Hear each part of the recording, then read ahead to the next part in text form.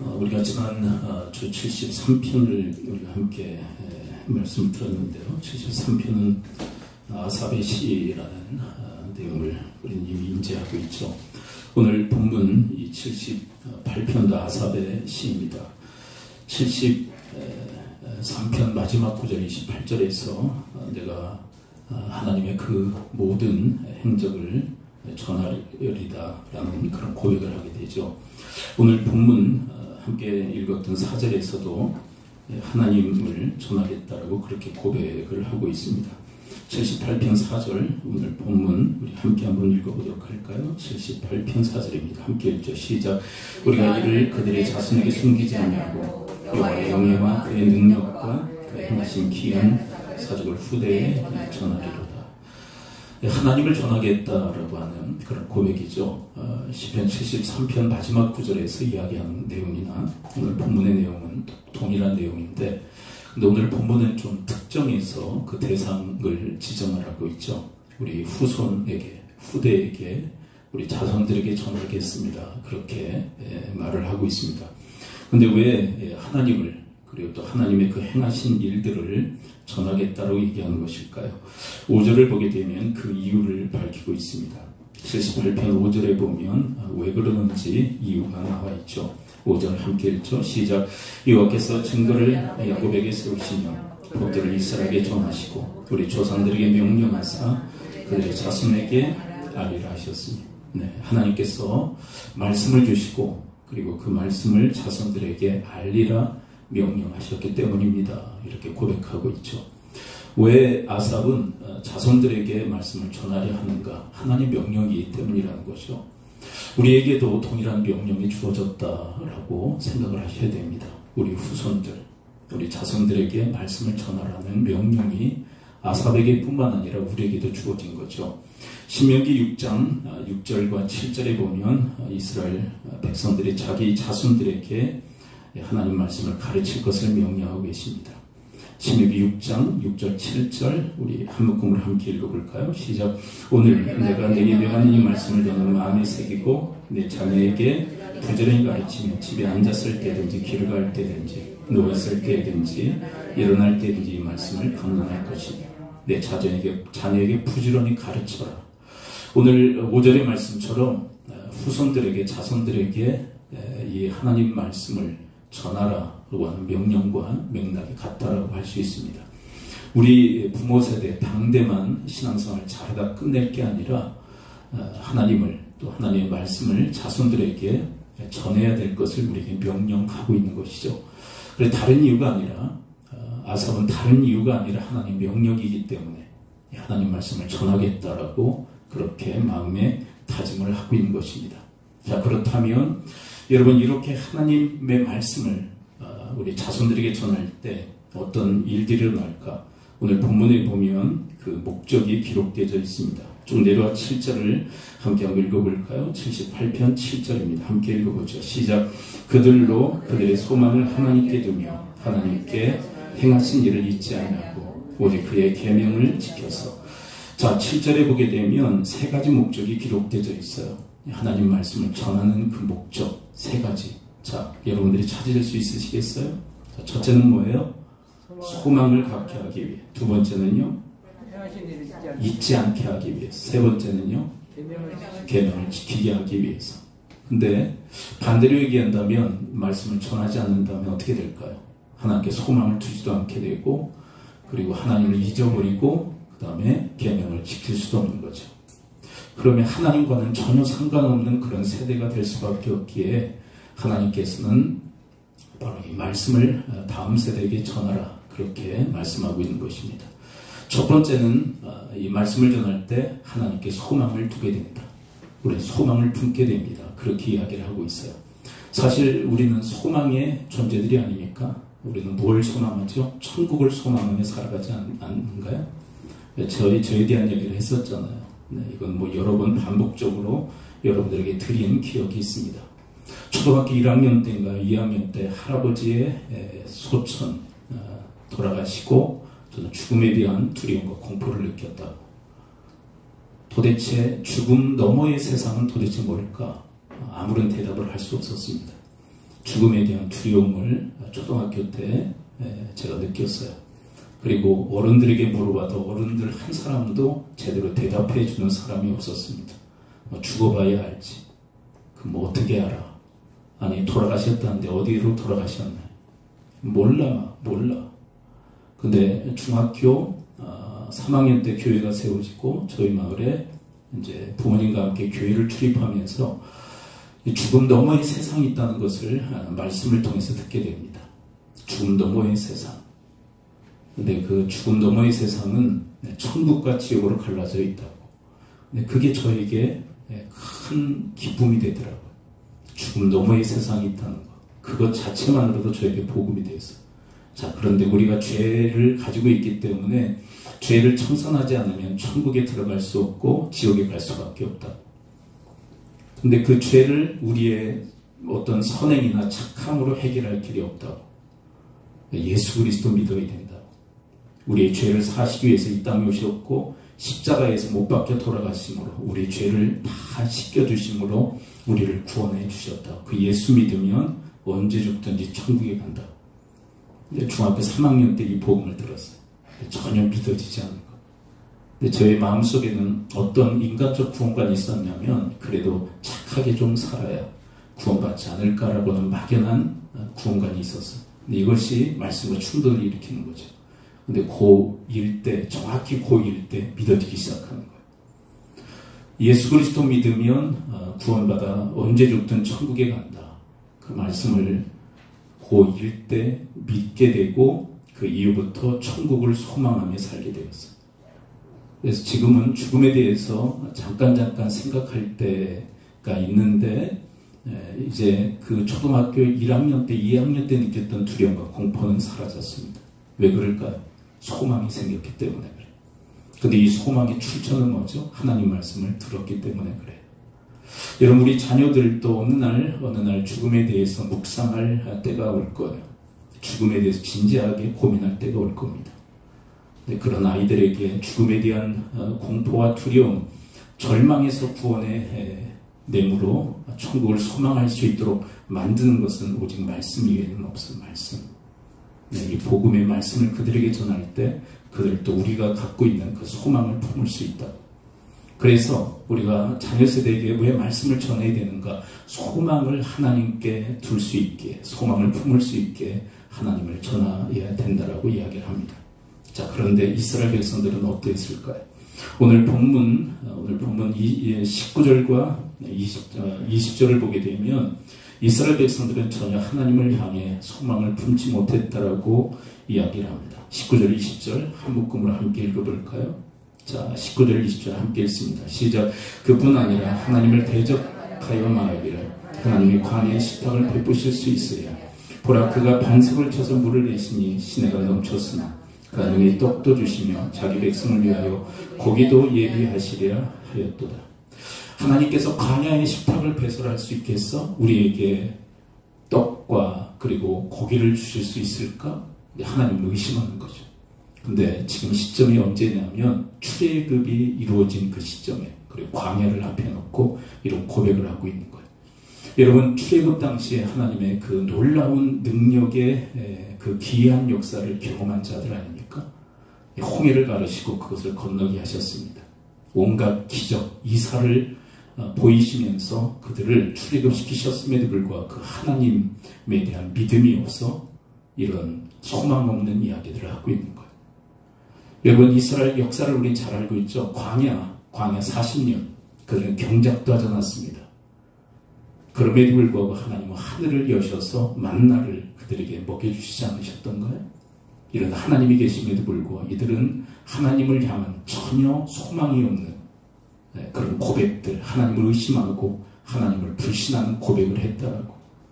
오늘 본문 한번 19절, 20절을 그런 의미로 한번 다시 읽어볼 필요가 있어요. 소망이 없던 그런 민족. 19절, 20절 한번 다시 읽어봐요. 그래서 이런 고백을 하는 거예요. 19절, 20절 함께 읽습니다. 시작. 그뿐 아니라 하나님 대적하여 말하기를 하나님이 광야의 식탁을 배설할 수 있으랴. 보라, 그가 반석을 쳐서 물을 내시니 시내가 넘쳤으나 그가 능히 떡도 주시며 자기 백성을 위하여 고기도 예비하시랴 하였도다. 하실 것을 믿는 게 아니라, 소망을 갖는 게 아니라 식탁을 배설할 수 있겠는가? 이 광야에서, 이 황량한 이 땅에서 식탁을 배설할 수 있겠는가? 하나님은 그렇게 하셨는데도 이들은 소망이 없는 거예요. 여러분, 우리가 살아오는 동안 여러분들 하나님께서 우리를 먹이시고 입히시고 살게 하신 줄을 믿습니다. 근데 우리는 여전히 염려해요. 어떻게 살까? 이런 염려를 가지고 살아가요. 근데 그 모습이 이스라엘 백성들과 흡사 닮아 있다는 것.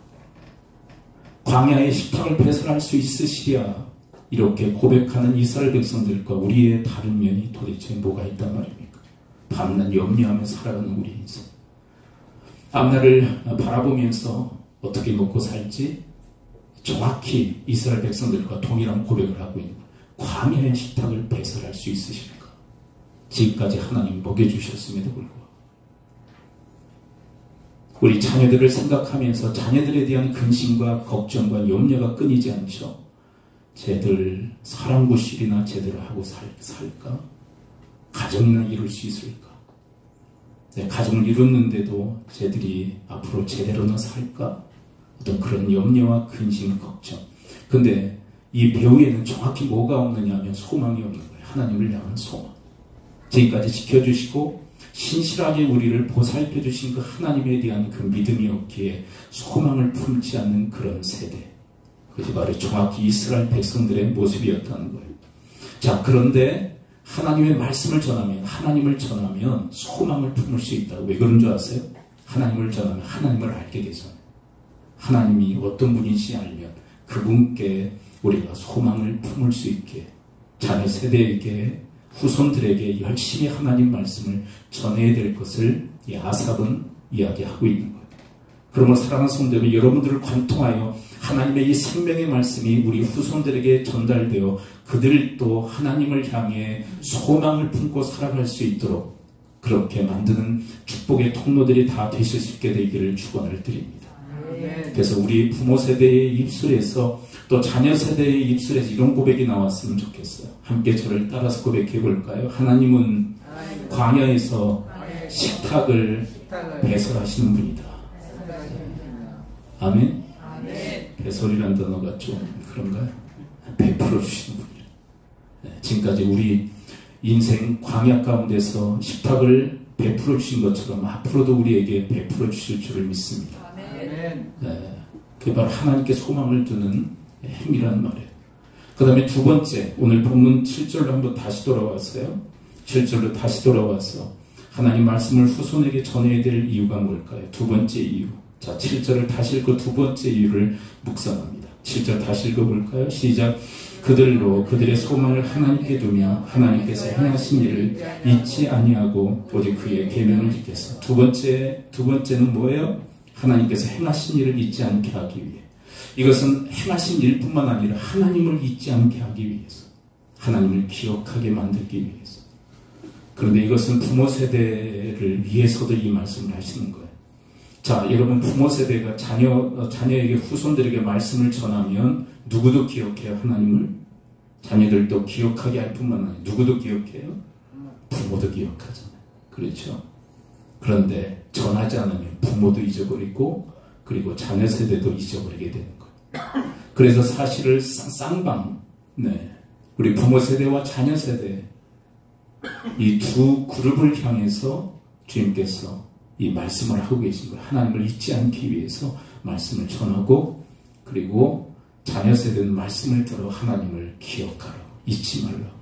그런데 이스라엘 백성들은 어땠을까요? 11절부터 17절에 이르기까지 그들은 하나님을 잊어버렸다. 11절부터 17절까지 한다름에 함께 읽어볼까요? 왜 이토록 하나님의 뜻과는 멀어지는 것일까요? 11절부터 17절까지 한다름에 읽어요. 시작. 여호와께서 행하신 것과 그들에게 보이신 그의 기한 일을 잊었도다. 옛적에 하나님의 애굽 땅 소환들에서 기한 일을 그들의 조상들의 목전에서 행하셨으되 그가 바다를 갈라 물을 무더기같이 서게 하시고 그들을 지나가게 하셨으며 낮에는 구름으로 밤에는 불빛으로 인도하셨으며 광야에서 반석을 쪼개시고 매우 깊은 곳에서 나오는 물처럼 흡족하게 마시게 하셨으며 또 바위에서 시내를 내사 물이 강같이 흐르게 하셨으나 그들은 계속 앞에서 하나님께 범죄하여 메마른 땅에서 지존자를 배반하였도다. 왜 그런 줄 아세요? 11절에 이렇게 출발하죠. 하나님을 잊었도다.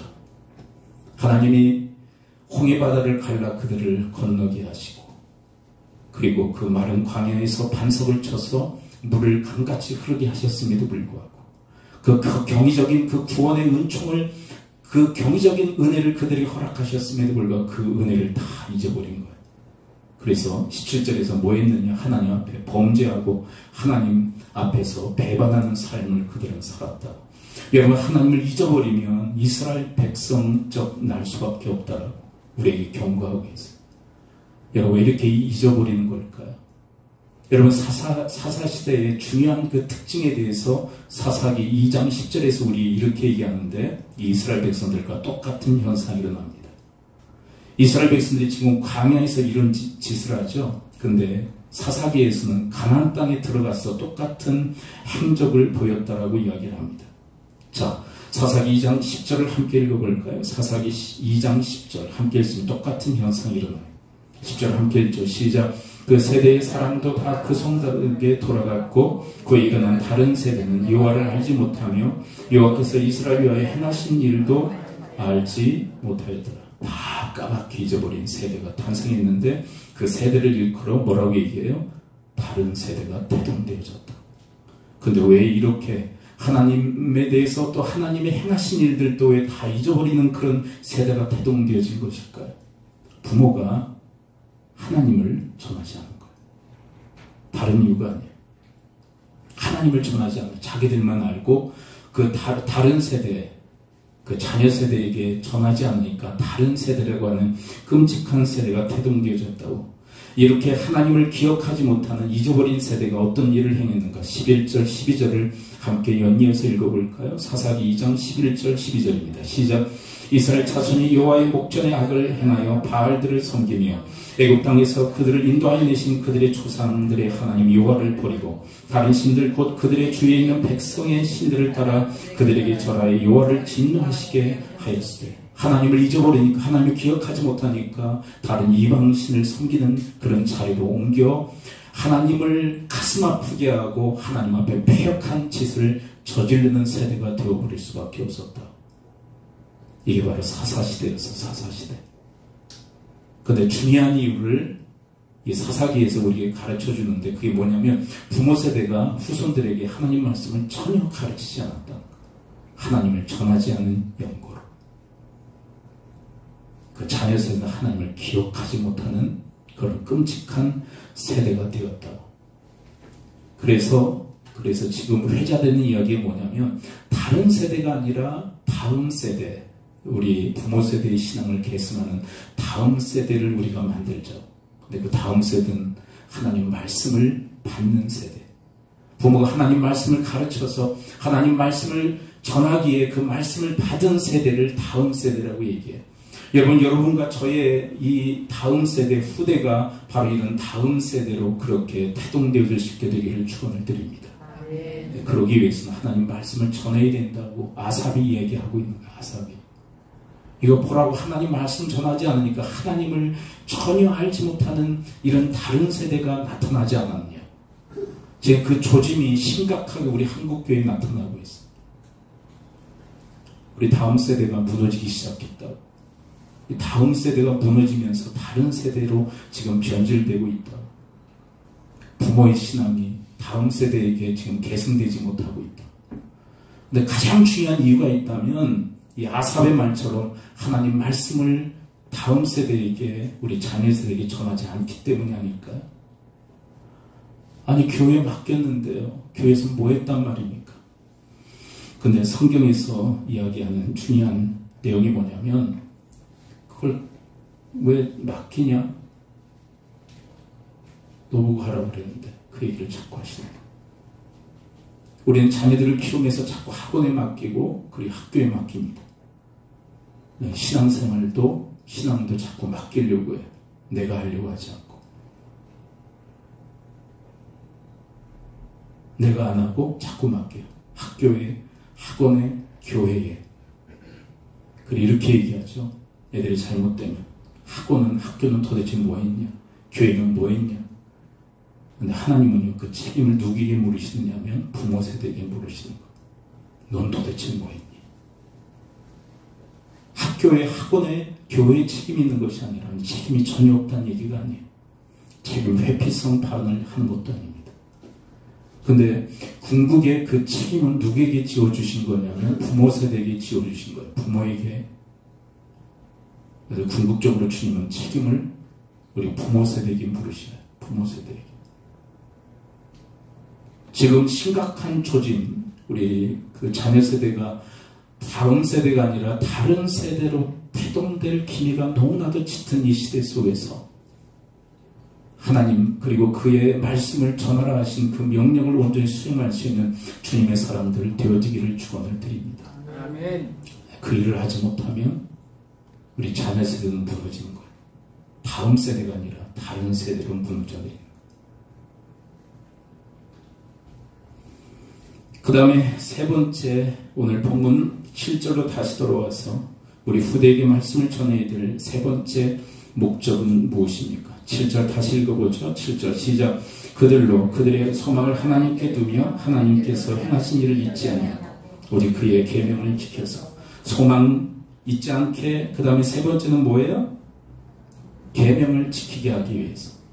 여러분, 하나님 말씀을 전하지 않으면 도대체 뭘 지켜야 되는지도 모르잖아요. 전한다고 다 지키는 건 아니죠.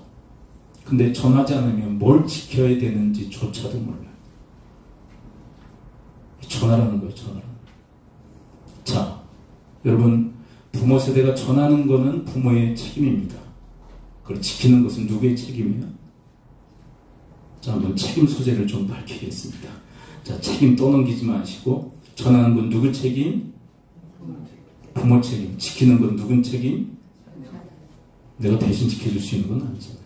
그렇죠? 그러니까 부모 책임은 다 하고 그 다음에 자녀들은 그걸 지킬 것인가 말 것인가라고 하는 그들의 결단에 달려있는 거예요. 그러면 우리의 책임을 다하는 거, 우리의 책임. 전하는 일. 그 계명 하나님 말씀을 지키도록 전해라. 근데 전하는 것, 그 우리의 책임이죠. 그 책임을 다하는 거. 여러분, 예수님께서 씨 뿌리는 자의 비유에서 네 가지 밭이 등장하죠. 엄밀히 얘기하면 한 가지는 밭은 아닙니다. 자, 네 가지 경우의 수 기억하시죠? 자, 한번 따라서 고백해 봅니다. 따라서 고백해. 네 가지 밭 기억나세요? 네, 한번 고백해 봅니다. 길가, 돌자, 가시덤굴, 좋은 밭. 네. 그런데 하나님 말씀을 인내로서 지켜 결실한 밭은 무슨 밭? 네, 좋은 마음 밭만이 하나님 말씀을 받아서 인내로서 지켜 결실하게 됩니다. 몇 번 지켜다가 결실하는 게 아니에요. 인내로 지킨다는 것은 여러 가지 유혹도 있고 시험도 있어요. 그거 다 극복해내는 게 인내예요. 인내. 끝까지 지켜야 결실하게 되는데, 그런데 여러분, 이 씨 뿌리는 자가 뭘 기대하며 이 말씀을 전할까요? 이 씨는 하나님 말씀인데, 자, 네 가지 밭 중에 뭘 겨냥하며, 뭘 소망하며 전할까요? 이 중에 뭐가 있다? 좋은 마음의 밭이 있다라는 소망을 가지고 뿌리는 거예요. 말씀의 씨. 여러분, 우리가 하나님 앞에 기도하며 또 하나님을 향한 소망을 가지고 우리 이렇게 기도하며 또 이 말씀의 씨를 뿌렸으면 좋겠어요. 하나님 말씀을 깨닫게 하시고, 그리고 그 말씀을 잘 받아 인내로서 지켜 결실하는 자가 되도록 하나님께 맡기고, 여러분, 하나님 말씀을 전하라 하신 그 명령을 잘 수행하는 여러분과 제가 될 수 있게 되기를 축원을 드립니다. 여러분, 기독교 교육은요, 우리 지적 수준에 따라서 달라지는 교육이 아니에요. 기독교 교육은 성령의 감동에 의해서 이루어지는 교육이에요. 어린아이를 할지라도 성령의 감동이 있으면 깨닫는 역사가 있게 되는 줄 믿습니다. 근데 아무리 어른이라 할지라도 성령의 감동이 없으면 깨닫지 못해요. 믿지를 못해요. 어른이라 할지라도 성령의 감동이 없으면 믿지를 못합니다. 근데 어린아이라 할지라도 성령의 감동이 있으면 믿는 역사가 일어납니다. 그리고 기도하며, 네.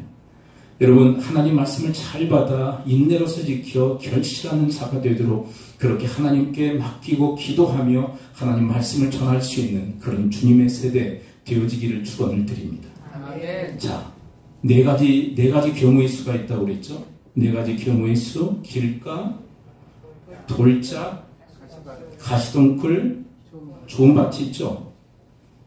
근데 좋은 밭, 이 네 번째 밭, 네 번째 경우의 수가 있는데 말씀을 뿌리지 않으면 이 좋은 밭은 결실을 할까요? 안 할까요? 왜요? 뭐가 안 됐기 때문에? 뿌리지 않았기 때문에. 좋은 밭이 있다 할지라도 말씀에 씨를 뿌리지 않으면 결코 결실할 수가 없는 것처럼. 여러분, 우리 자녀 세대가 여러분들이 판단하는 것과는 전혀 다른 그런 패턴으로 갈 수 있어요. 얘가 말씀을 받을까? 근데 여러분, 말씀을 받지 않을 것 같은 아이를 성령이 감동하시면 그 아이도 변화되어질 수 있는 줄을 믿습니다. 여러분, 사도 바울이 그렇게 변화될 사람이었나요? 예수 그리스도와 교회를 그토록 잔해하고 핍박하고 박해했던 인물, 그리스도를 대적했던 인물, 변할 수 있었던 사람이라고 여러분 보십니까? 인간적으로 봤을 때는 전혀 변화의 기미가 없는 사람이에요. 그럼에도 불구하고 하나님이 그를 감동하실 때 그가 변화되어져서 대사도의 반열에 선 것처럼, 여러분들이 지금 보는 관점으로 모든 것을 다 판단하지 마시고 하나님께 맡기고 하나님께 구하며, 여러분 지금 여러분들이 판단하는 것과는 전혀 다른 하나님의 그 역사가 우리 아이들에게 있을 수 있다는 것을 기대하시며 하나님 말씀을 전하실 수 있게 되기를 축원드립니다. 좋은 받침에도 불구하고 말씀을 뿌리지 않으면 결실할 수 없는 것. 우리가 어떤 밭이 있어요? 임대를 하건 소유의 땅이건 씨 뿌리지 않으면 가을에 결실할 수 없는 것. 여러분, 우리 아이들은 밭입니다.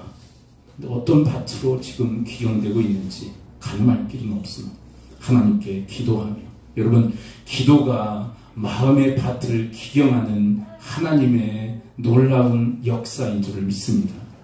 기도할 때 마음이 기경되어집니다. 기도할 때 우리 마음뿐만 아니라 내가 상대를 위해서 기도할 때 하나님의 감동의 역사가 있을 수 있어요. 그러므로 사랑하는 성도 여러분, 기도하며 하나님께 맡기고, 결과는 하나님께 맡기고 열심히 하나님 말씀을 전하여 지키게 하는 주님의 사람들 되어지기를 축원을 드립니다. 아멘. 그 다음에 마지막 네 번째 그 목적이 기록되어 있어요. 왜 하나님 말씀을 후대에게 전하라고 하실까? 8절을 함께 읽어볼까요? 8절. 왜 전하라 하시는 걸까요? 8절 함께 읽습니다. 시작. 그들의 조상들 곧 완고하고 패역하여 그들의 마음이 정직하지 못하며 그 심령이 하나님께 충성하지 아니하는 세대와 같이 되지 아니하게 하려 하심이로다. 이건 한마디로 얘기해서 이스라엘 백성들 같이 되지 않게 하기 위해서, 경계의 목적이에요. 이스라엘 백성들 어떻게 했어요? 완고하고 아주 고집 센 거예요. 좀 고집 피우지 않았으면 좋겠어요. 하나님 뭐라고 그러시면 순응하실 수 있게 되기를 축원을 드립니다.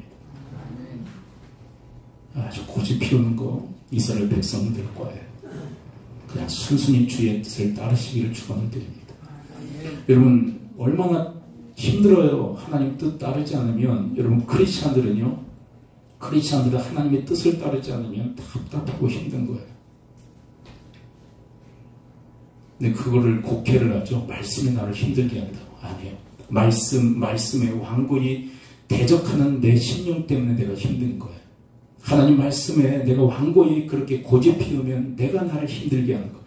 여러분, 하나님 말씀이 들릴 때 완고히 거절하는 것이 아니라 그 말씀에 여러분들이 순순히 그렇게 반응할 수 있게 되기를 축원을 드립니다. 하나님 말씀이 나의 허물을 드러낼 때 그냥 회개하시면 돼요. 죄군요, 주님, 잘못했습니다. 이렇게 아멘. 기도하며 따라. 근데 이스라엘 백성들은 완고했어요. 그리고 패역했어요.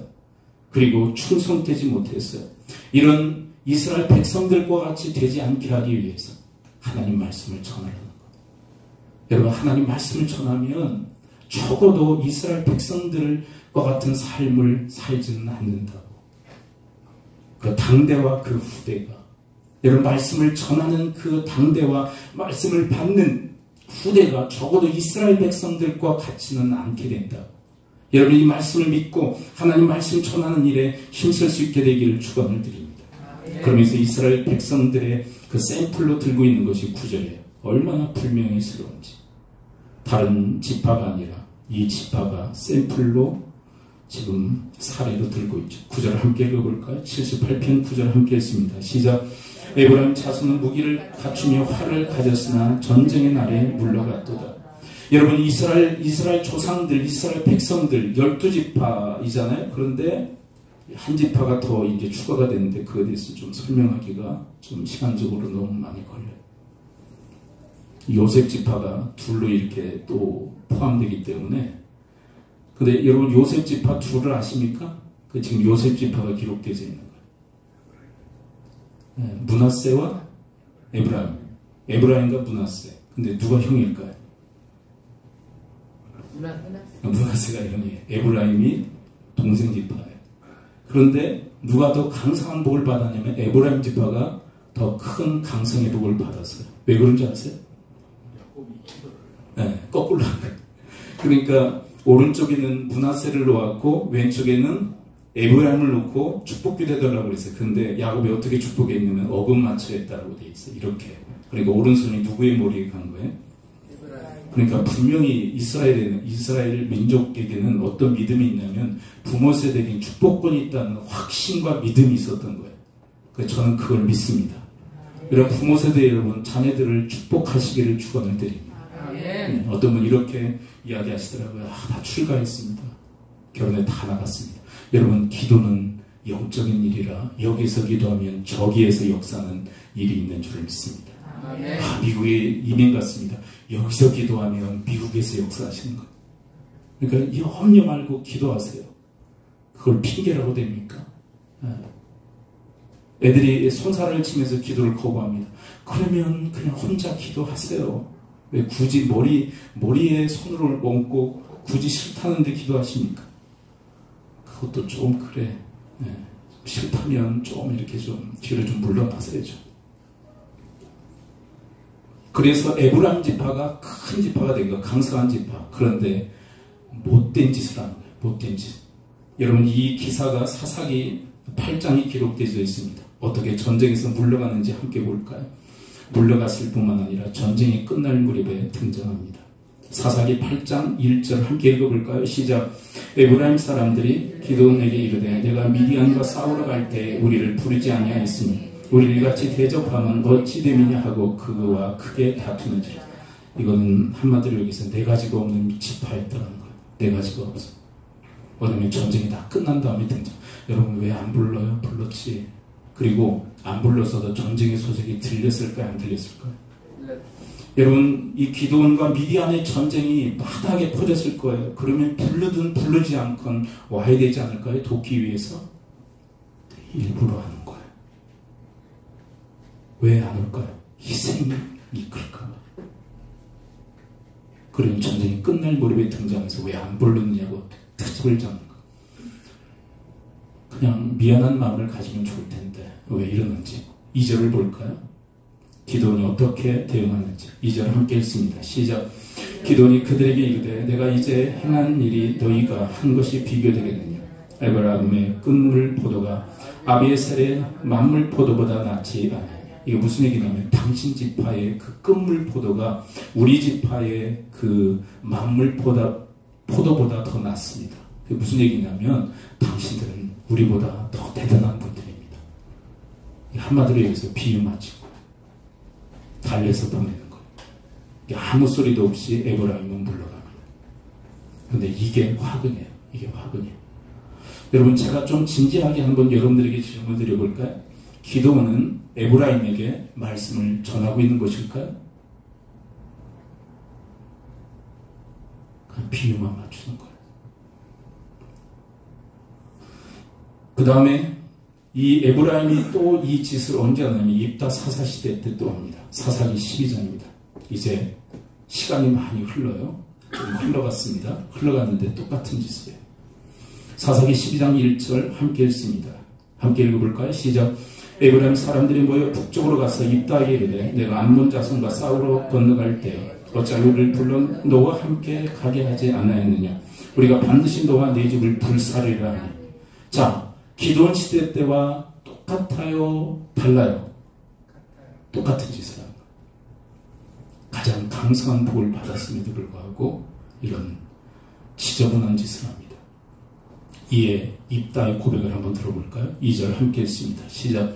입다가 그들에게 이르되 나와 내 백성이 암몬 자손과 크게 싸울 때 내가 너희를 부르되 너희가 나를 그들의 손에서 구원하지 아니한 것. 불렀어요? 안 불렀어요? 그렇다면 기도원 시대도 불렀을 가능성이 커요. 똑같은 멘트예요. 이게 부르지 않았다고. 근데 입다는 불렀다고. 똑같은 상황 전개. 3절을 볼까요? 입다가 그들을 향해서 분노를 터뜨립니다. 3절. 입다는 기도원과 달라요. 3절 함께 읽어볼까요? 시작. 나는 너희가 도와주지 아니하는 것을 보고 내 목숨을 돌보지 아니하고 건너가서 암몬 자손을 쳤더니 여호와께서 그들을 내 손에 넘겨주셨거늘 너희가 어찌하여 오늘 내게 올라와서 나와 더불어 싸우고자 하느냐 하니라. 너희들이 도와주지 않는다. 목숨 걸고 암몬 자손과 싸워서 하나님의 도심 가운데 승리를 쟁취했는데 도대체 너희들은 와가지고 나와 더불어 지금 싸우려고 하는 거예요? 나 지금 피곤하고 지쳐있는데. 그 다음에 4절입니다. 4절 함께 읽어볼까요? 시작. 4절 시작. 이따가 길앗 사람을 다 모으고 에브라임과 싸웠으며 길앗 사람들이 에브라임을 쳐서 무찔렀으니 이분은 에브라임이 말이 너희 길앗 사람은 본래 에브라임에서 도망한 자로서 에브라임과 므낫세 중에 있다 하였습니다. 사륙을 벌이기 시작해 입다가. 왜냐하면 이때는 권력이 입다에게 있었기 때문에 총 권력이 입다에게 지금 있어요. 그 권력을 가지고 그 힘을 가지고 에브라임을 지금 사륙하기 시작합니다. 그래서 저는 여러분 8장과 12장의 이 맥락 속에서 저는 뭘 이야기하고 싶은 거냐면 여러분 에브라임 족속이 왜 이렇게 똑같을까요? 8장의 기도원 시대의 그 에브라임 족속과 입다 시대의 이 에브라임 족속이 왜 이렇게 똑같을까요?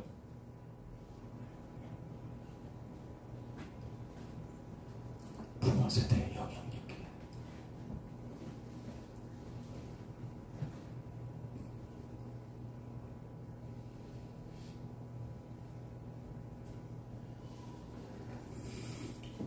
여러분 에브라임 족속들이 자녀들에게 뭐라고 얘기했을 것 같으세요? 8장부터 12장에 이 걸쳐서 이 에브라임 족속이 자녀들이 태어날 때마다 그 자녀들에게 뭘 얘기했을 것 같으세요? 기드온 시대에 있었던 얘기를 했을 거예요. 뭐라고요? 야, 우리가 말이야 큰 희생을 치를 뻔했는데 그 기드온 때 미디안과 싸울 때 우리 뒤로 물러났었거든. 그러다가 아주 중요한 그 타이밍에 딱 나타나가지고 막 따졌더니 기드온이 굽실굽실 거리더라고. 우리는 그런 지파야. 그 얘기를 자녀들에게 무용담처럼 얘기한 거야. 그걸 잘한 걸로 착각하고 그 얘기를 한 거예요. 계속. 그게 에브라임의 DNA가 된 거예요. 에브라임 지파의 DNA가. 제가 이 말씀을 준비하면서 왜 에브라임 지파를 얘기하실까? 에브라임 지파를 왜 얘기하실까? 전쟁에 물러갔다. 그 강성한, 여러분, 이 12지파죠. 레이 지파를 빼면, 레이 지파를 빼고 에브라임과 므낫세 지파가 들어와서 12지파가 되거든요. 레이 지파는 이제 제사에 이제 종만 그런 지파로 이렇게 빼죠. 그걸 하나님 분깃이 되어주시고, 다른 지파들은 다 분깃으로 할 때, 에브라임은 강성해. 근데 그 강성한 복을 받고 하는 짓이 이거야. 왜? 입다 시대까지 엉뚱한 걸 가르치고 있는 거예요. 무용담을 가르치는 거예요. 우리가 따지러 갔다가 한 방 먹였더니 기도원이 납작 엎드려가지고 우리를 막 그렇게 위하더라. 그러니까 너희들도 앞으로 그렇게 해. 위험하고 희생할 때는 뒤로 물러났다가 결정적 순간에 나타나가지고 막 따지면 굽실거리면서 우리 비율을 맞춰가지고 우리를 달래가지고 보낼 거야. 보냈어. 그런 얘기를 자꾸 자네들에게 하는 거야. 똑같은 일이 에브라임 시대에, 아니 죄송합니다, 입다 시대에 일어난 겁니다. 근데 입다는요 보통 사람이 아니에요. 그 어머니가 기생 출신입니다. 여러분 그 당시 기생이라는 건요 매춘부예요. 그런 거친 엄마 밑에서 컸는데요. 산전수전 공중전까지 다 치른 인물입니다. 입다는 기도원과는 생판 다른 완전히 깡패 같은 사람이 사사가 된 거예요. 이 사람을 건드려 놨으니 이 사륙전이 일어나는 거예요. 제가 왜 이렇게 에브라임 지파에 대해서 왜 이렇게 길게 얘기하느냐? 저는 8장의 아쉬움이 있어요. 8장의 아쉬움. 8장에서 기도원이 적어도 비유 맞춰서 달래서 보내지 않았다면, 적어도 기도원이 영적 리더십을 그들에게 발휘했다면, 에브라임 지파를 향해서 하나님 말씀을 좀 전해줬다면, 이때는 비유를 맞춰야 되는 때입니까? 목사님 비유도 맞아요. 맞아요. 비유도 맞춰야 되죠. 근데 그 비유를 맞추는 바람에 사사기 12장의 비극이 일어난 겁니다. 비유를 맞추는 게 중요한 게 아니라 그 상황에서 하나님 말씀을 영적 리더가 전해줬어야 합니다. 여러분, 에브라임 지파가 8장에서 기도원에게 등장했을 때, 그들이 따지러 왔을 때 그들에게 해야 될 것은 교훈입니까? 책망입니까? 책망뿐이었어요. 그들에게는. 너희들 그러면 안 돼. 전쟁 때는 뒤로 물러났다가 전쟁이 끝날 무렵에 와가지고 이런 식으로 대들고 이런 식으로 따지고 이런 식으로 얘기하는 거 잘못된 거야. 하나님께서 너희들에 대해서 어떻게 생각하겠어? 너희들에게 가장 큰 복, 강성의 복을 주신 것은 이런 때 더욱더 책임을 지라고 하나님께서 너희들에게 큰 인 주신 거 아니야? 이게 뭐야 이게? 안 돼. 그러면 그렇게 가르쳤다면 적어도 돌아가서 자기들에게 뭐라고 가르쳤을까? 우리가 전쟁 때 물러났다가 따지기 위해서 등장했더니 기도원 사사통에서 돼지게 혼났다? 너희들 그러면 안 돼. 사사를 통해서 혼나는 게 문제가 아니라 하나님께서 우리를 향해서 진노하셔. 그렇게 다음 세대에게 가르칠 수 있었다면, 아니 그 단초를 기도원이 제공할 수 있었다면, 12장의 비극은 저는 일어나지 않았다라고 생각합니다.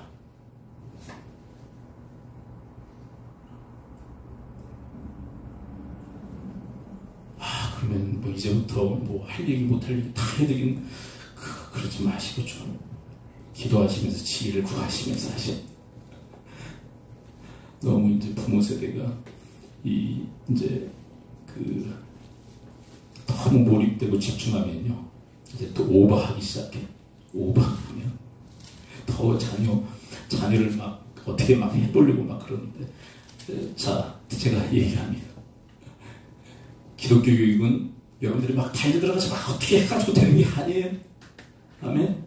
이거 아멘 하셔야 돼. 여러분들이 달려들어서 막 어떻게 해가지고 되는 게 아니에요? 그럼 그렇게 벌써 했지. 왜 안 해요, 그걸? 성령의 교육에 성령의 감동을 이루어지는, 그래서 기도가 필수예요. 기도하시면서 하시는데 하나님이 지혜 주시고 또 하나님이 타이밍으로 허락하실 때 하시기를 축원을 드립니다. 막 함부로 달려들어가지고 막 그러는 건 아니에요. 기도하시면서 하나님께 맡기고 또 하나님께 주시는 거 타이밍이 하시는 거. 여러분들이 하는 건 아니에요. 다만 아쉬움은 말씀을 전할 수 있었다면 기도.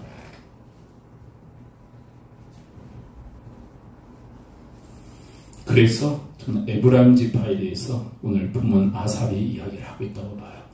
아쉽다. 말씀을 그 후대에게 전했다면, 그 당대의 그 에브라임 지파에게 전했다면 어땠을까? 라는 그 아쉬움이 아삽에게 있었다고 봐요. 말씀을 전할 수 있었다. 가끔 이제 요즘은 안 해. 요즘은 안 해요. 재미를 본 일이 없어요. 가끔 뭐 청년들이나 또 성도님들에게 제가 좀 안 좋은 얘기를 할 때가 있어요. 이제 지금은 안 해요. 전혀 안 해요. 몇 년은 안 해요. 좋은 결과가 없었어요. 어떤 때는 아내가 옆에 붙어가지고 그냥 좋게 해서 보내라. 좋게 얘기하라. 근데 뭔 얘기인지 제가 모릅니까? 저도 뭐 알지.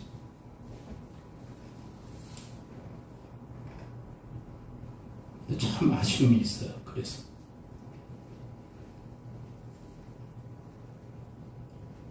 그거 다 똑같고 얘기하기 좀 어려운 부분들이 있어요. 그래서 제가 내리는 결론은 해도 하나님의 감동이 없으면 다 말짱 돌무이긴 하지만 그래도 여러분 하나님 책임, 상대 책임, 내 책임이 있잖아요. 내 책임은 뭐예요? 변화시키는 능력은 없잖아요. 전하는 것뿐이지. 변화시키는 것은 하나님 책임. 받아들이고 순종하는 것은 상대방 책임. 그리고 하여간 결과는 하나님께 맡기고 또 하나님께 지혜를 구하고 또 하나님이 주시는 그 타이밍에 여러분들이 잘 하나님 말씀들을 잘 전하고 좀 높아심에서 좀 얘기를 합니다. 시간 많이 지났지만 내가 그럼 설교를 해야 된다는 얘기인가? 뭘 강의를 해야 된다는 얘기인가? 그렇게 복잡하게 생각하지 말고요.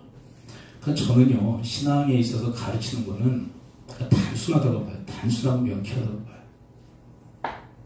여러분 한번 기억해 보세요. 제가 여러분들에게 전하는 메시지 중에 가장 핵심적으로 전하는 메시지가 뭐인 것 같으세요?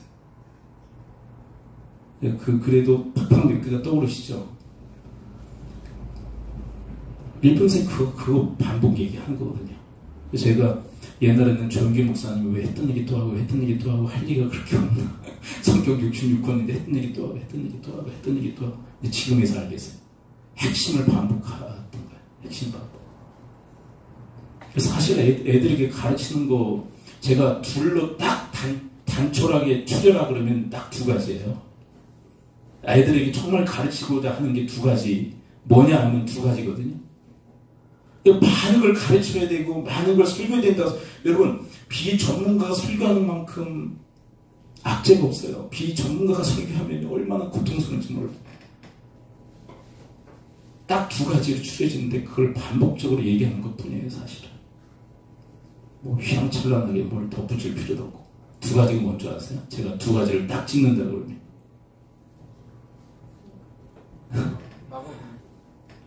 그러면 그거 하나고요. 또 하나는 요한복음 3장 16절이고 하나는 마가복음 12장 29절에서 31절 말씀이에요. 그리고 사실 이 재단에서 계속 반복적으로 가르치는 건 사실 이 두 가지라고 해도 과언이 아니지 않습니까? 그러니까 뭘 많이 가르쳐야 된다고 생각하니까 낭패를 보기 시작하는 거예요. 그냥 가르치는 거예요. 그리고 중요한 거는 가르친 대로 잘 안 되지만 부모 세대가 살아내는 거예요. 그렇게 살리고 무던히도 애를 쓰고 노력하는 것. 그냥 아이들에게 궁금증을 자극할 수 있는 그런 삶. 왜 우리 아버지 어머니는 왜 이렇게 다른 부모들과 다를까? 아니 우리 조부모 할아버지 할머니는 왜 다른 사람들과 다를까? 그런 궁금증을 자아내는 그런 인생. 그게 삶으로 그렇게 사라지기 때문에 그때 비로소 좋은 가르침의 기회가 되지 않던 거예요. 위에서 여러분 기도하시고 우리 후대가 하나님을 향한 소망과 하나님을 잊지 않는 기억과 그리고 하나님의 계명을 지키고 그리고 이스라엘 백성들과 같이 되지 않게 하기 위해서 하나님의 말씀을 힘써 전하되 아주 많은 걸 가르쳐야 되는데 그게 아니라 뭘 설교해야 되나 그렇게 고민도 하지 마시고 하나님 말씀 핵심 붙들고 그래서 여러분 신명기에서 한 말씀 딱 붙들게 하시잖아요. 신명기에서. 근데 신구약을 통틀어서는 이제 그게 좀 확장되지만 딱 한 말씀 뭐예요? 마음을 다하고 뜻을 다하고 힘을 다하여 내 하나님 여호와를 사랑하고 이 말씀을 내 마음에 새기고 이 말씀을 부지런히 가르쳐. 한 말씀 붙들거든요. 왜요? 핵심이니까. 다른 변두리 거에 목숨 걸지 말고 핵심을 붙들어라. 그걸 반복적으로 계속 그렇다고 성경 전체를 가르치지 않는 거냐? 그게 아니라 핵심을 계속 공략하여 가르치고 또 가르치고 살고 가르치고 살고 가르치고 이게 어떻게 역사되어질지는 하나님께 맡기고 계속 하나님 말씀을 부지런히 여러분들의 입술로 여러분들의 삶으로 여러분들의 인격으로 가르치고 또 가르치는 그래서 하나님을 향한 소망 하나님을 기억하고 주의 계명을 지키고 이스라엘 백성들을 경계하는 삶을 살게 하는 주님의 사람들 되어지기를 축원을 드립니다. 기도할까요? 이 시간 우리 함께 기도하기로 합니다. 우리 붙들고 기도할 때 우리 하나님 저희를 도와주세요. 하나님 저희들 결과는 주님께 맡기고 변화 또한 주님께 맡기고 역사하심도 주님께 맡기고